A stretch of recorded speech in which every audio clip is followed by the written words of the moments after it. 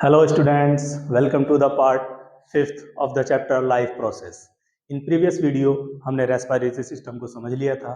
आज हमारा टॉपिक है ट्रांसपोर्टेशन। ट्रांसपोर्टेशन क्या है? देखिएगा, टर्म से ही पता लग रहा है कि something is related to export और इंपोर्ट।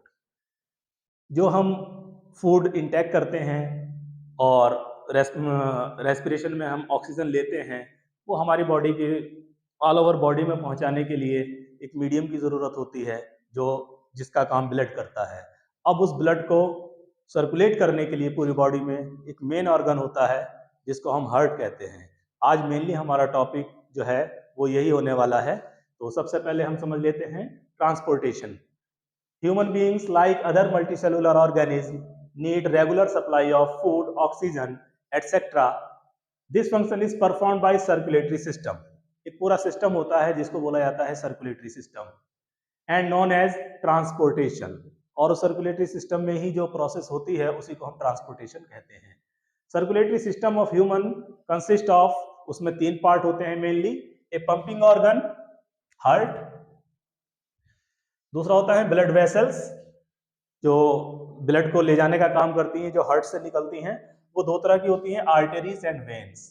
और तीसरा जो होता है वो सर्कुलेटरी मीडियम होता है जो हमारा मेनली ब्लड होता है, और ब्लड से ही एक अदर जो है लिक्विड फ्लूइड बनता है, उसको हम लिम्फ बोलते हैं। तो यहाँ पर हम मीडियम की अगर बात करें तो ब्लड एंड लिम्फ, यही तीनों जो पार्ट्स हैं, blood vessels, heart and blood या लिम्फ, ये सब मिलकर हमारा सर्कुलेटरी सिस्टम बनाते हैं।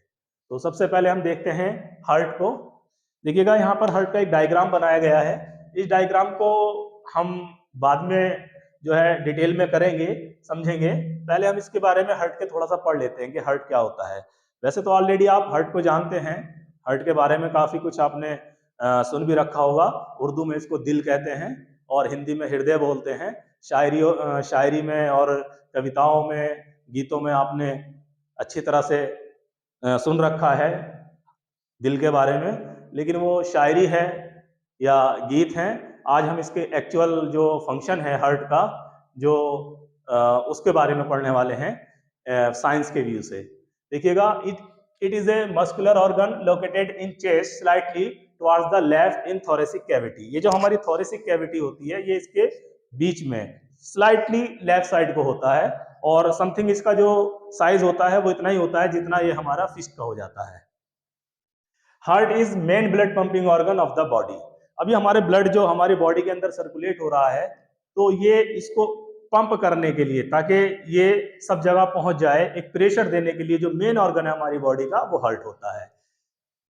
It has 4 chambers. इसके अंदर 4 चैम्बर्स होते हैं। चैम्बर्स कहें तो हम इसको पार्ट मान सकते हैं, 4 पार्ट्स होते हैं। The 2 upper chambers are called left atrium and right atrium.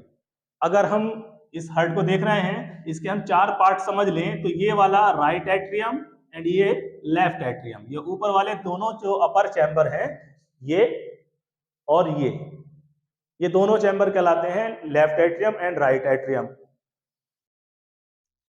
While 2 lower chambers are called left ventricle and right ventricle।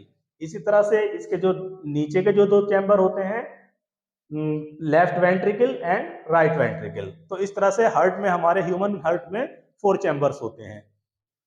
The passage of blood circulation in heart is as follows. अब हमारे इस heart में blood का जो passage होता है, blood किस तरह से हार्ट में आता है और फिर किस तरह से यहाँ से जाता है, उसको हम डायग्राम में बाद में समझेंगे। पहले उसका एक हम आउटलाइन देख लेते हैं। देखिएगा, जब हमारी बॉडी से, जो बॉडी पार्ट से जो ब्लड आता है, वो डीऑक्सीजनेटेड होता है, मतलब उसके अंदर ऑक्सीजन की जो अमाउंट होती है वो कम होती है, तो उसको हम डीऑक्सीजनेटेड ब्लड बोलते हैं, जो फ्रॉम बॉडी पार्ट, जो डिफरेंट बॉडी पार्ट से आता है। तो वो सबसे पहले वाना केवा जो होती है हमारी, एक बड़ी वेन होती है, सबसे बड़ी वेन होती है। तो देखिएगा, मैं डायग्राम में आपको दिखा देता हूं। ये वाना केवा है और ये भी वाना केवा है। ये अपर बॉडी पार्ट से लेकर के आती है और ये लोअर बॉडी पार्ट से लेकर के आती है। तो सबसे पहले वाना केवा से होते हुए ब्लड हमारे राइट एट्रियम में पहुंचता है। ठीक है, राइट एट्रियम में आने के बाद में फिर वो यहाँ पर राइट एट्रियम में आने के बाद में फिर वो नीचे को आता है राइट वेंट्रिकल में। राइट वेंट्रिकल में आने के बाद वो सीधा चला जाता है लंग्स में प्योर होने के लिए, या कहें हम उसमें ऑक्सीजन मिक्स होने के लिए, क्योंकि ये जो ब्लड है डीऑक्सीजनेटेड है, इसमें ऑक्सीजन की जो अमाउंट है वो ये मान के चलिए नहीं है, और अब वो ऑक्सीजनेटेड होने के लिए कहाँ चला जाता है, लंग्स में। किसके जरिए जाता है, पल्मोनरी आर्टरीज के जरिए जाता है। देखिएगा ऐसे ब्लड आया, या ये कहे ऐसे आया, इन दोनों वाना केवा से ऐसे आया और राइट वेंट्रिकल में चला गया। राइट वेंट्रिकल से ये जो डायरेक्शन आप देख रहे हो एरो की, ये इस तरह से चला जाता है, पल्मोनरी आर्टरी से होते हुए लंग्स में चला जाता है। अब लंग्स में जाकर के आप रेस्पिरेशन में पढ़ चुके हैं, रेस्पिरेशन में लंग्स का काम क्या होता है, गैसेस का एक्सचेंज करना। वहां जाकर के जो ब्लड के अंदर CO2 होती है वो लंग्स में चली जाती है, और जो लंग्स के अंदर ऑक्सीजन होती है, जो हमने सांस ली है, उसमें जो ऑक्सीजन की अमाउंट है, ऑक्सीजन रिच एयर है, वो लंग्स जो ब्लड में चली जाती है। तो लंग्स से अब हमारा ब्लड जो होता है वो ऑक्सीजनेटेड हो चुका है, और वो पल्मोनरी वेन से होता हुआ वापस ऑक्सीजनेटेड ब्लड कहाँ आ जाता है, लेफ्ट एट्रियम में आ जाता है। यानी कि ये पल्मोनरी वेन से इस तरह से लेफ्ट एट्रियम में आ गया है। जब लेफ्ट एट्रियम में आता है, अब यहां से कहां जाएगा, लेफ्ट वेंट्रिकल में जाएगा। देखिएगा यहां से ये लेफ्ट वेंट्रिकल में आ जाता है। अब लेफ्ट वेंट्रिकल से थ्रो ऑर्टा, ये यहां से ये देखिएगा, ये मूवमेंट देखिएगा, ये थ्रो ऑर्टा ये हमारे बॉडी पार्ट्स में चला जाता है। देखिएगा बॉडी पार्ट से आया था डीऑक्सीजनेटेड ब्लड, कहाँ आया था, राइट एट्रियम में, फिर उसके बाद गया राइट वेंट्रिकल में, राइट वेंट्रिकल से लंग्स में पहुंचता है बाय पल्मोनरी आर्टरीज, फिर पल्मोनरी वेन से वो वापस ऑक्सीजनेटेड होकर के कहाँ जाता है, लेफ्ट एट्रियम में, लेफ्ट एट्रियम से लेफ्ट वेंट्रिकल में, और लेफ्ट वेंट्रिकल से ये सीधा हमारे ऑर्टा से होता हुआ डिफरेंट बॉडी पार्ट को चला जाता है। इसका जो डायरेक्शन होती है ये इस तरह से होती है कि ऑक्सीजनेटेड ब्लड और डीऑक्सीजनेटेड ब्लड ये आपस में मिक्स नहीं हो पाते, क्योंकि इसके चैम्बर्स अलग हैं।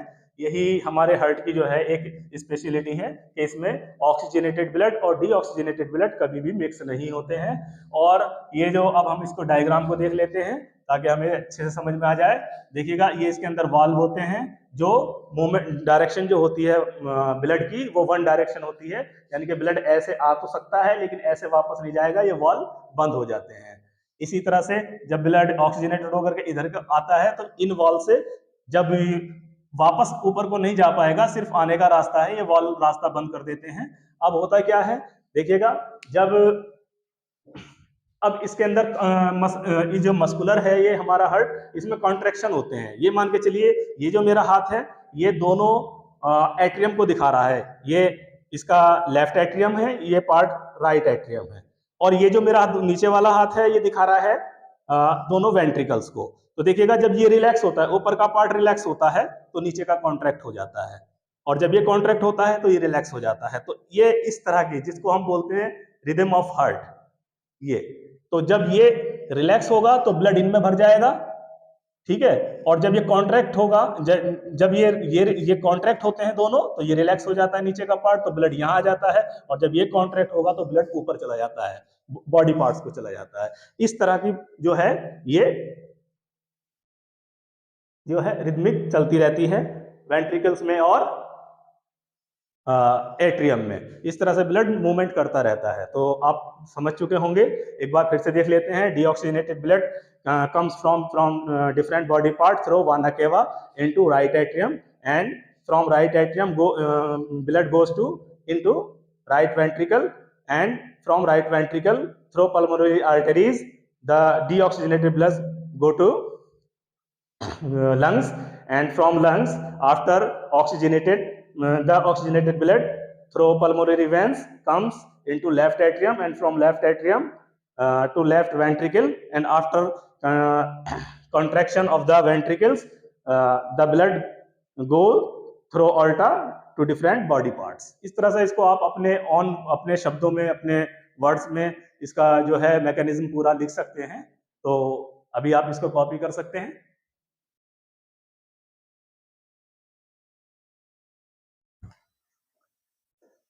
नाउ हम देखते हैं व्हाट इज डबल सर्कुलेशन। यहाँ पर सर्कुलेशन के साथ डबल जो आया है इसको समझ लेते हैं, इस टर्म को। डबल सर्कुलेशन क्या होता है, देखिएगा अभी हमने ये जाना कि किस तरह से ब्लड जो है वो हार्ट के थ्रू सर्कुलेट होता है। तो देखिएगा जब डिफरेंट बॉडी पार्ट से ब्लड वाना केवा से होता हुआ हार्ट के अंदर एंटर करता है तो फिर हम देखते हैं फिर वो हार्ट से बाहर एक बार लंग्स में जाता है। डिफरेंट बॉडी पार्ट को जाने से पहले वो लंग्स में जाता है और लंग्स से ऑक्सीजनेटेड होकर ब्लड फिर वापस एंट्री करता है फिर से, यानी कि डबल से एंट्री करता है कहां पर, हार्ट के अंदर। इसी तो ये एक कंप्लीट साइकिल के बॉडी पार्ट से बॉडी पार्ट तक जाने में ब्लड जो है वो, अगर हम देखें तो हार्ट के अंदर एंट्री कर गया और उसके बाद फिर वो लंग्स को चला जाता है और फिर लंग्स से वापस एंट्री करता है। तो इसको बोलते हैं हम कि ये blood travels twice through the heart. Heart में 2 बार ट्रेवल करता है इन one complete cycle of the body. Body part से दोबारा बॉडी पार्ट तक जाने में एक साइकिल जो उसका पूरा करना होता है, तो उसमें हार्ट 2 बार ब्लड जो है ना हार्ट में 2 बार सर्कुलेट होता है, यानी कि तो इसी को हम बोलते हैं double circulation. Blood travels twice through the heart in one complete cycle of the body, this is known as double circulation. आज की वीडियो को हम यहीं पर रोकते हैं। इसका बाकी का जो पार्ट्स है वो हम नेक्स्ट वीडियो में पढ़ेंगे।